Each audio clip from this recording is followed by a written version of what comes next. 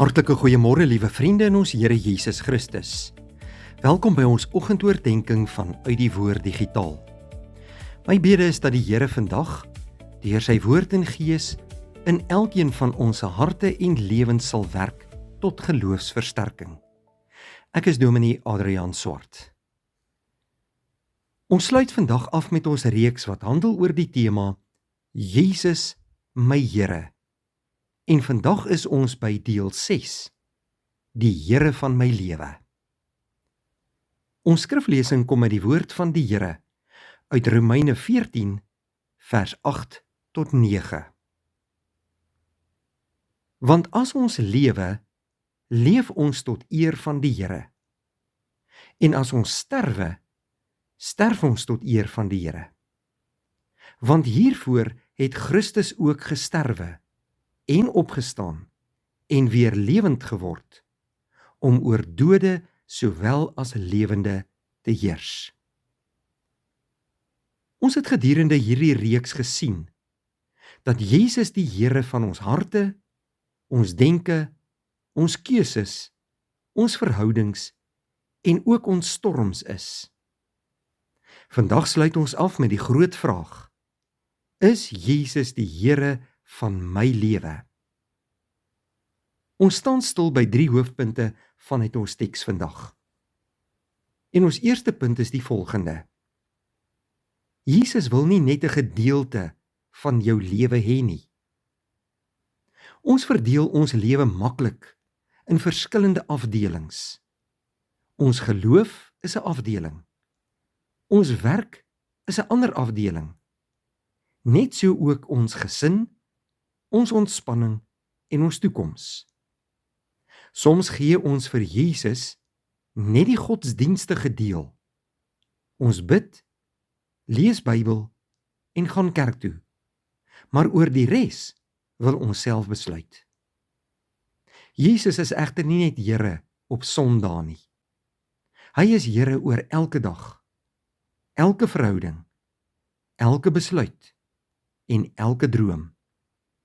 Hy vra nie slegs 'n plek in jou lewe nie. Hy behoort die middelpunt van jou hele lewe te wees. Vra daarom eerlik, is daar nog 'n deel van my lewe waarvan ek Jesus uitsluit? Ons tweede punt. Jesus het die reg om Here van jou lewe te wees. Jesus het ons nie met silwer of goud gekoop nie, maar met sy kosbare bloed. Hy het aan die kruis vir ons sondes betaal en uit die dood opgestaan. Daarom behoort ons nie meer aan onsself nie, ons behoort aan hom. Jesus se heerskappy is nie hard en liefdeloos nie. Hy is die Here wat sy lewe vir sy kinders afgelê het. Wanneer hy jou lewe regeer, lei hy jou nie na vernietiging nie, maar juis na die ware lewe, ewige vrede en gehoorsaamheid aan God.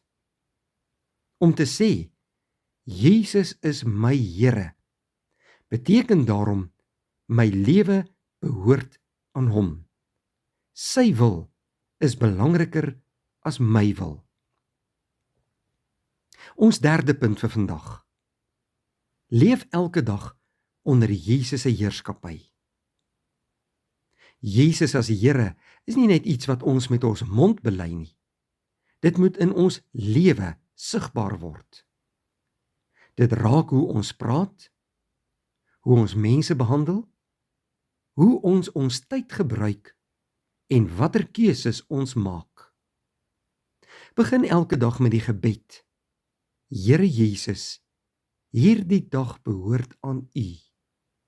Regeer my hart, rig my denke en lei my keuses. Ons reeks eindig vandag, maar die lewe onder Jesus se heerskappy gaan voort. Mag die getuienis van ons lewe wees. Jesus is die Here van my hart. Jesus is die Here van my denke. Jesus is die Here van my keuses. Jesus is die Here van my verhoudings. Jesus is die Here in my storms.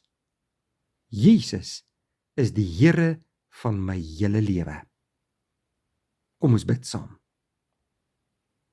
Here Jesus, dankie dat U vir my gesterf en opgestaan het. Ek behoort aan U.